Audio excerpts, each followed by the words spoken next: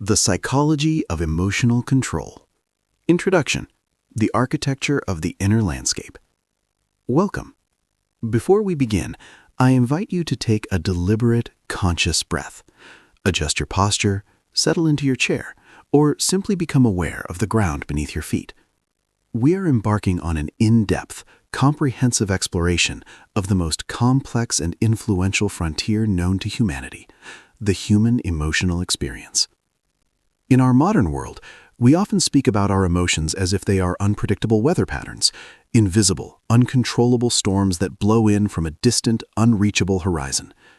We feel as though these storms leave us with no choice but to simply crouch down and seek shelter until the wind eventually dies out. We use a very specific kind of passive language to describe these internal moments. We say things like, "I was suddenly swept away by a wave of anger," or "I am currently drowning in a sea of grief," or "I was paralyzed by fear." Notice the passivity inherent in those words.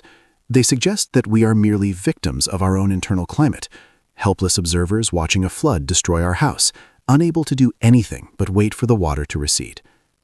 We treat our feelings as if they are happening to us, rather than originating within us. However, contemporary psychological research suggests a much more empowered and profound reality. We are not merely passive observers of our feelings. While it is true that we cannot always control the very first spark of an emotion, that initial lightning-fast flash of heat in the center of your chest, or that sudden hollow drop in the pit of your stomach when you hear that news, we possess a significant biological and psychological toolkit for influencing exactly how those emotions unfold from that second forward. Understanding emotional control matters, and it matters more deeply than almost any other skill you can develop. It is the fundamental operating system for a successful, high-functioning life. It is the silent, invisible partner in every single social interaction you have ever had, from a casual chat with a neighbor to a high-stakes negotiation at work. It is the hidden hand guiding your professional decision-making during moments of crisis. Most importantly, it is the primary architect of your long-term mental well-being and even your physical health. When we lack these tools, we often find ourselves trapped in an exhausting, repetitive cycle of react and regret. We react to a perceived slight from a friend with a sharp comment, and then we spend the next 3 days regretting the words we used. We react to a stressful day at the office by making an impulsive, expensive purchase we can't afford, and then we regret the financial strain. We react to a partner's bad mood by withdrawing into a cold shell of silence, and then we regret the unnecessary distance it creates between us. By examining the mechanical gears behind our reactions, we begin the transition from a state of impulsivity to a state of intentionality. This journey we are starting today is not about becoming a robot. It is not about reaching a state of cold, calculated indifference or suppressing the rich, vibrant colors of human feeling. On the contrary, true emotional control allows us to experience our emotions even more deeply because we are no longer afraid of being destroyed by them. Imagine for a moment the difference between a person who is caught in a riptide and a person who knows how to swim. The riptide, the emotion, is the same strength for both people. But the person who understands the mechanics of the water doesn't panic. They don't fight the current until they drown from exhaustion. They understand how to move with it, how to breathe, and how to eventually navigate back to the shore. This audiobook is designed to be your manual for those mechanics. It is intended to bridge the massive gap between academic theory and the actual, messy, lived moments of your daily life. We will look at the difficult emails that trigger your immediate anxiety. We will look at the tense family dinners where old wounds are reopened by a single sentence. We will look at the quiet, late-night internal critics that keep us awake at 3 a.m., whispering about our inadequacies and our past mistakes. Research suggests that emotional regulation is a plastic skill. This means your brain is physically capable of rewiring itself to become more resilient. Every time you choose a conscious, measured response over an impulsive, knee-jerk reaction, you are strengthening a neural pathway. You are building a more stable, beautiful architecture for your inner landscape. As we move through the following chapters, I invite you to listen not just with your intellect, but with your full awareness. Notice how your body feels as we discuss these concepts. Notice where you hold tension in your jaw, your shoulders, or your hands. By the end of this session, you will not just have a collection of facts, you will have a strategy. You will have the clarity to look at a rising tide of emotion and say, "I see you. I know exactly what you are, and I know exactly how to navigate this." Chapter 1: The Biology of the Reaction. To truly master the art of emotional control, we must first descend into the complex laboratory of the human body. We have to understand the physical hardware that makes our reactions feel so fast, so powerful, and sometimes so entirely uncontrollable. For millions of years, the primary directive of the human brain was not to achieve happiness, nor was it to find creative fulfillment or spiritual peace. Its primary directive was quite simply survival. Because of this ancient evolutionary heritage, our brains are hardwired with something researchers call negativity bias. This means your brain is naturally more sensitive to a potential threat than it is to a potential reward. It is naturally more attuned to a frown from a stranger across the street than it is to a warm smile from a friend. Your brain is constantly, silently, scanning the horizon for what might go wrong. At the very center of this survival network is a small, almond-shaped structure located deep within the temporal lobe, the amygdala. Think of the amygdala as your body's 24-hour high-sensitivity smoke detector. In the modern world, this detector is rarely triggered by a literal predator in the grass. Instead, it is triggered by modern social predators. It is triggered by a passive-aggressive email from a colleague that implies you didn't do your job, a sharp, critical comment from a spouse about your parenting, or even the sudden sinking realization that you've made a public mistake. When the amygdala perceives these social threats, it does not distinguish them from physical ones. It cannot tell the difference between a mountain lion and a bad performance review. In both cases, it sounds the alarm. It sends an immediate lightning-fast SOS to the hypothalamus. Within milliseconds, long before your conscious mind even knows what is happening, your system is flooded with adrenaline and cortisol. This is the fight, flight, or freeze response. Your heart rate climbs to pump blood to your limbs so you can run or fight.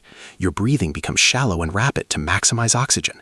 Your pupils dilate to take in more visual information. Your digestion shuts down because the body doesn't want to waste energy on processing food when it thinks it might be about to die. In this state, you are no longer a modern rational human being. You are a biological system primed for combat. Psychologists call this an amygdala hijack. It is a literal takeover where the emotional center of the brain reacts before the logical center, the prefrontal cortex, even has a chance to receive the data. Research suggests that during this intense spike, we enter what is known as a refractory period. This is a window of time where our perception becomes incredibly narrow.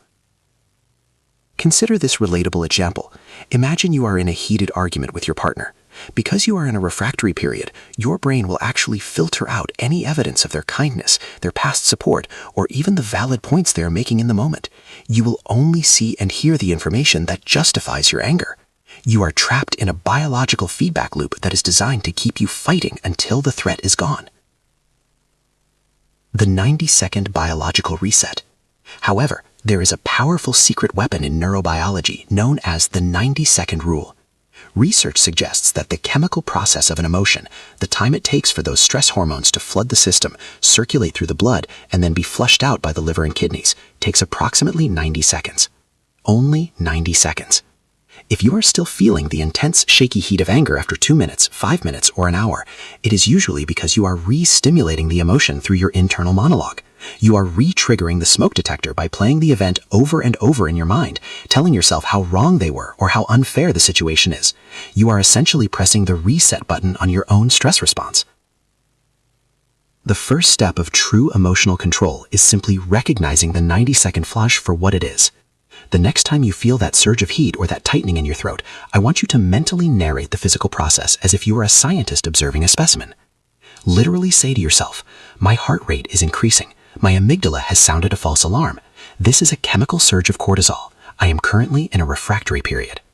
By doing this, you are performing a brilliant psychological maneuver. You are engaging the prefrontal cortex, the logical, analytical part of your brain, and forcing it to observe the emotional part. You are shifting from being the emotion to observing the emotion. You are creating the vital gap between the trigger and the reaction. And as the research suggests, in that gap lies your freedom and your power to choose who you want to be in that moment. Chapter 2: Appraisal and the Power of Perspective. Once the physical alarm of the amygdala has been acknowledged and the 90-second chemical surge has begun to recede, we move to the most sophisticated psychological tool in our arsenal, cognitive reappraisal. In the world of clinical psychology, this is often considered the gold standard for long-term emotional resilience. It is the high-level process of changing the emotional trajectory of an event by consciously and deliberately changing the story we tell ourselves about why that event occurred. Research suggests a profound, almost startling truth. Our emotions are not caused by the things that happen to us. They are caused by our interpretation of those things. This is a subtle but life-changing distinction that separates a life of reactive misery from a life of proactive composure. Let us look at a real-world, deeply relatable example. Imagine you are driving on a busy highway, perhaps slightly behind schedule for an important engagement. Suddenly, a car swerves sharply in front of you, cutting you off and forcing you to slam on your brakes. Your heart leaps into your throat. Your immediate bottom-up interpretation, the one generated by your survival brain, might be, that person is selfish, they have no respect for my safety, and they are trying to ruin my morning. This specific story leads directly to a spike of rage. Your hands grip the steering wheel until your knuckles turn white. Your mind becomes clouded with imaginary arguments. You might carry that anger into your meeting, affecting your tone and your ability to think clearly. Now, consider a different story, a conscious reappraisal. Perhaps that driver is in the middle of a genuine medical emergency and is racing to the hospital. Perhaps they are a distraught parent who just received a frightening call about a sick child. Or perhaps they are simply a flawed human being having a moment of profound distraction and error, just as you have surely had in the past. If you choose to believe even the possibility of the second or third story, your emotional response shifts instantly from blinding rage to cautious concern or even empathetic patience. The external reality has not changed one bit. The car still cut you off, but your internal reality has been completely transformed. You have reclaimed your peace. This is not about toxic positivity or lying to yourself. It is not about pretending that bad things don't happen. It is about cognitive flexibility. It is the mature understanding that most human interactions are fundamentally ambiguous. When we are stressed, our brains are biologically lazy. They default to the most threatening, most personal interpretation. We assume people are out to get us. We assume the world is against us. Research comparing individuals who habitually use suppression, the act of trying to hide or push down their feelings, versus those who use reappraisal, shows a staggering difference in quality of life. Those who reappraise have lower resting blood pressure, report significantly higher levels of life satisfaction, and experience more authentic, less strained social connections. They are not victims of the first story their brain tells them. They have become the authors of their own reactions. The three-version mental drill. To build this muscle, you can practice the three-version technique. The next time you feel a spike of irritation from a social interaction, perhaps a friend didn't text you back for 2 days, or a neighbor gave you a cold look, stop and force yourself to generate 3 distinct versions of the story. 1. The cynical version. They are doing this because they don't value me or they are intentionally being rude. 2. The neutral version. They are simply overwhelmed with their own life, or they misplaced their phone, or they are just tired. 3. The compassionate version. They might be going through a silent struggle that has absolutely nothing to do with me, and they need grace. By the time you reach the third version, your brain has been forced to move out of the threat detection mode and into analytical mode. You are no longer reacting to a monster. You are analyzing a situation. Chapter 3. The Role of Physiological Regulation. While Chapter 2 focused on the top-down approach of using the mind to calm the body, Chapter 3 focuses on the bottom-up approach, using the body to force the mind into a state of peace. Because the mind and the body exist in a constant high-speed feedback loop, we can use specific physical hacks to bypass a runaway emotional state when our thoughts are too chaotic to control. If the amygdala is the alarm system of the body, then the vagus nerve is the off switch. The vagus nerve is the longest and most complex of the cranial nerves, stretching from the brainstem all the way down through the neck, the chest, and into the abdomen. It is the primary driver of the parasympathetic nervous system, the system responsible for the rest and digest response. When we are overwhelmed by stress, fear, or anger, our breathing naturally becomes shallow, rapid, and restricted to the upper chest. This is not just a symptom of stress, it is a reinforcer of stress. Shallow breathing sends a continuous pulsing signal to the brain that the danger is still present, creating a self-sustaining loop of anxiety. To break this loop, we must manually override the system. One of the most research-backed methods for this is known as the physiological sigh. Research conducted in neurobiology labs suggests that this specific breathing pattern is the fastest way to lower your resting heart rate and reduce physiological arousal. It works like this. You take a deep, full inhalation through the nose. When you think your lungs are full, you take one more tiny sip of air at the very top to fully expand the lungs. Then you let out a very long, slow, audible exhale through the mouth until every last bit of air is gone. Research suggests that the second, smaller inhale is the key. It pops open the tiny microscopic air sacs in your lungs called alveoli, which tend to collapse when we are stressed. This allows for a much more efficient exchange of oxygen and carbon dioxide, which almost instantly signals the brain to lower the production of stress chemicals. A guided physiological practice. Let us try this together now. Regardless of where you are, if it is safe to do so, I invite you to participate in 3 rounds of this regulation. Inhale deeply through your nose, filling the bottom of your lungs. Now, take that second tiny sip of air at the very top. And now exhale slowly, as if you were breathing through a thin straw. Let the breath carry the tension out of your shoulders. Again, inhale through the nose. And one more quick sip. And a long, slow, controlled exhale. Feel your heart rate begin to stabilize. One last time. Deep inhale, tiny sip, and the longest exhale yet. That physical shift you feel, that slight softening in your muscles and the clarity in your vision, is a manual override. You have just performed a biological reset. This is a tool you can use in the middle of a heated argument, right before a stressful public speaking engagement, or in the moments after receiving a piece of bad news. By controlling the breath, you prove to your brain that you are safe. And when the brain believes it is safe, the emotional hijack ends. Chapter 4. Emotional Labeling and Granularity. In the field of educational psychology, there is a vital, transformative phrase. If you can name it, you can tame it. This refers to the concept of emotional granularity, the ability to identify and label your internal states with high levels of precision and nuance. Research suggests that many people operate with a blunt or coarse emotional vocabulary. They often fall back on broad, non-specific terms like, I feel stressed, I feel bad, I'm upset, or I'm just tired. However, when we use these broad labels, the emotion remains a heavy, immovable cloud. It feels like an all-encompassing environment rather than a specific data point. Contrast this with emotional granularity. Research using functional MRI scans has shown that the very moment a person applies a specific, precise label to a complex feeling, activity in the amygdala decreases significantly. At the same time, activity in the ventrolateral prefrontal cortex, the part of the brain responsible for breaking emotional impulses, increases. Essentially, the act of labeling a feeling acts as a biological pressure relief valve. Imagine you are feeling a heavy sense of dread about an upcoming social event or a project. If you just call it anxiety, it remains a vague, looming threat. But if you look closer, if you apply granularity and realize that the feeling is actually social exhaustion mixed with a fear of being judged, the emotion suddenly becomes a set of data points. You can address exhaustion by choosing to stay for only an hour. You can address fear of judgment by utilizing the reappraisal tools we discussed in Chapter 2. To increase your emotional granularity, you must move beyond the primary emotions. You must become a scientist of your own internal landscape. The precision drill. Consider the emotion of anger. The next time you feel a spike of heat, I want you to ask, is this actually anger or is it something else? Are you indignant, meaning you feel a sense of unfairness or injustice? Are you frustrated, meaning your progress toward a goal is being blocked?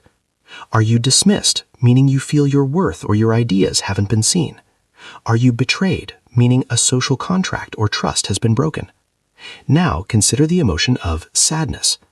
Is it nostalgia, a bittersweet longing for the past? Is it disappointment, a gap between your expectations and reality? Is it loneliness, a perceived lack of connection?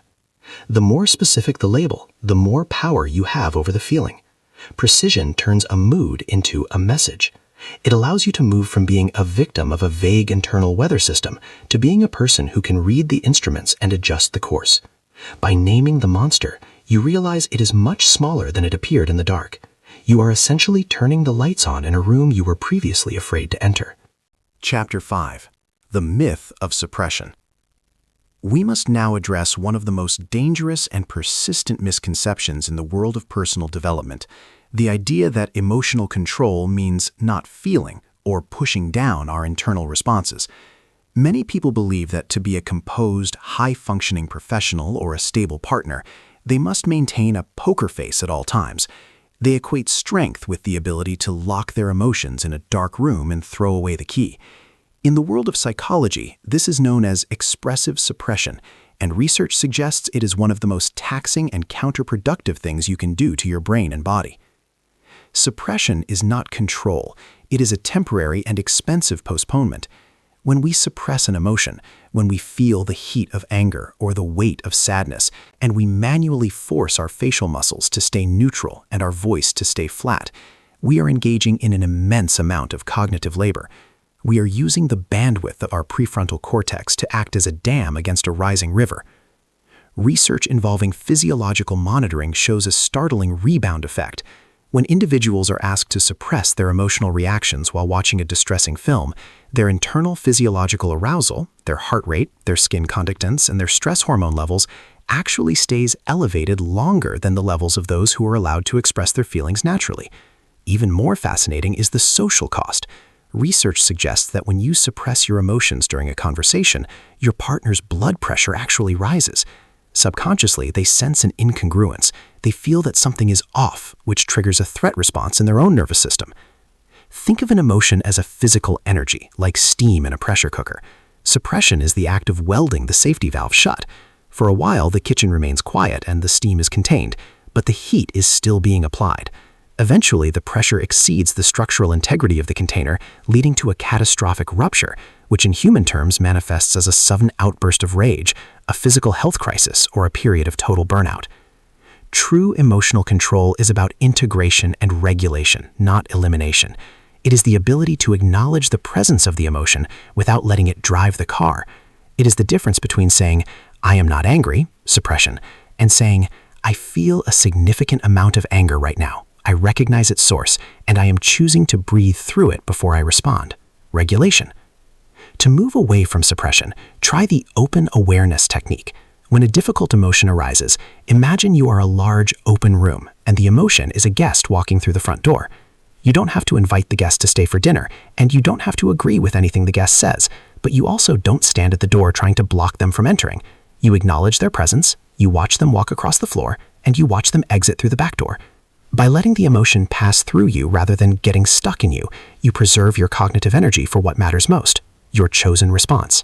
Chapter 6. Developing the Observing Self. The ultimate goal of all the psychological tools we have discussed, the 90-second rule, reappraisal, and granularity, is to facilitate the development of what is known as the observing self. This is a state of advanced metacognition, where you are able to observe your own thoughts, feelings, and bodily sensations as if they were objective events occurring in a laboratory. In a typical, unrefined emotional reaction, there is no space between the person and the feeling. We become the emotion. We don't just feel anxious, we are the anxiety. The I and the emotion are fused together into a single, overwhelming identity. When you are in this state of fusion, you cannot make rational decisions because your entire perspective is colored by the emotional lens. The observing self creates a vital psychological distance. It is the part of your consciousness that remains stable and unaffected by the shifting tides of your moods. Imagine you are standing on a bridge looking down at a fast-moving river. The river represents your thoughts and emotions. Sometimes it is calm and clear, sometimes it is muddy and turbulent. The observing self is the person on the bridge.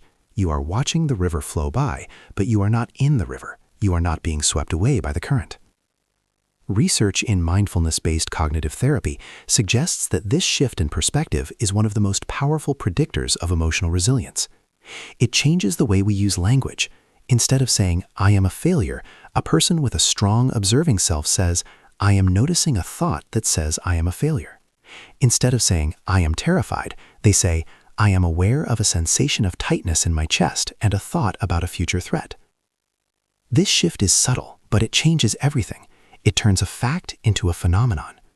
When you realize that a thought is just a temporary arrangement of words in your mind and a feeling is just a temporary arrangement of chemicals in your body, they lose their power to command you. They become data points rather than directives. The cloud visualization exercise. To practice this, I invite you to try a brief visualization. Close your eyes if it is safe to do so. Imagine your mind is a vast, blue, endless sky. This sky is your observing self. It is expansive, quiet, and always there, regardless of what is happening within it. Now imagine your emotions and thoughts as clouds passing through that sky. Some are small and white, drifting quickly. Others are large, dark, and heavy with rain. Notice that no matter how dark or violent the clouds become, they cannot hurt the sky.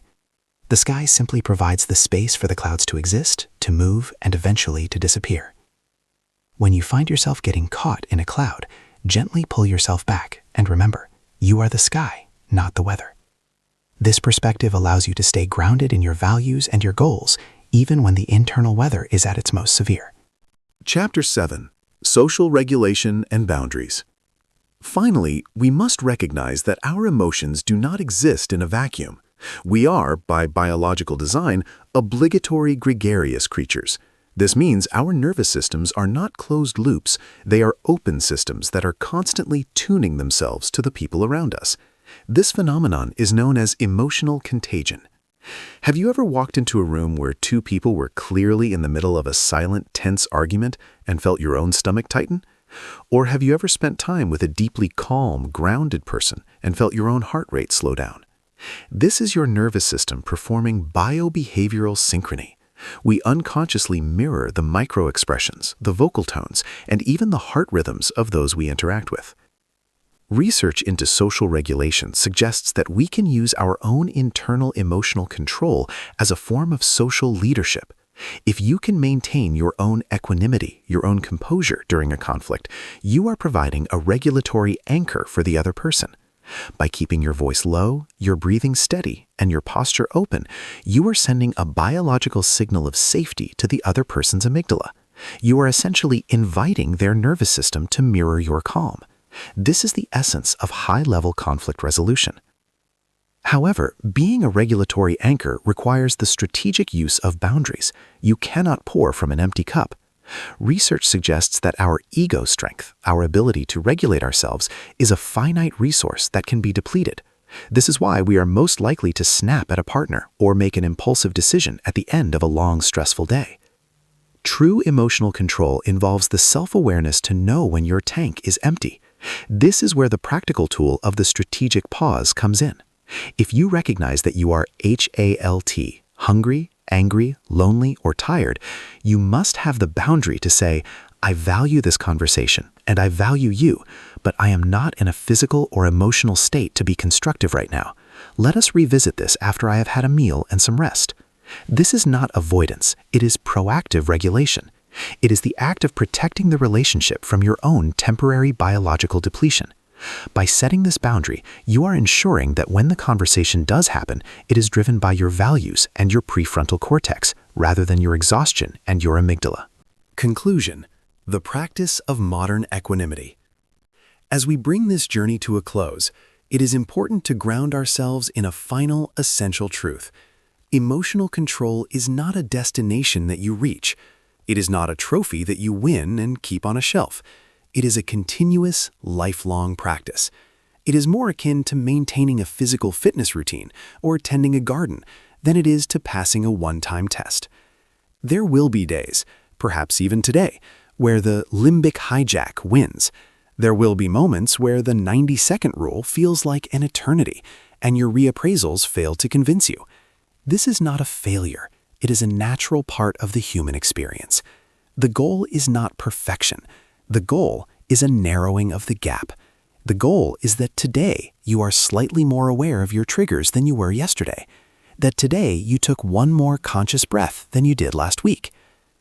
We have explored the architecture of your inner landscape, from the ancient alarms of the amygdala to the sophisticated cooling systems of the vagus nerve. We have discussed the power of precision in our language and the strength found in psychological distance. I invite you now to take one last deep physiological sigh. As you move back into the world, do so with a new sense of curiosity. View every frustration, every delay, and every difficult interaction not as an obstacle, but as a rep in the gym of your own resilience. You are no longer the victim of the weather. You are the navigator. You are the architect. You are the observer.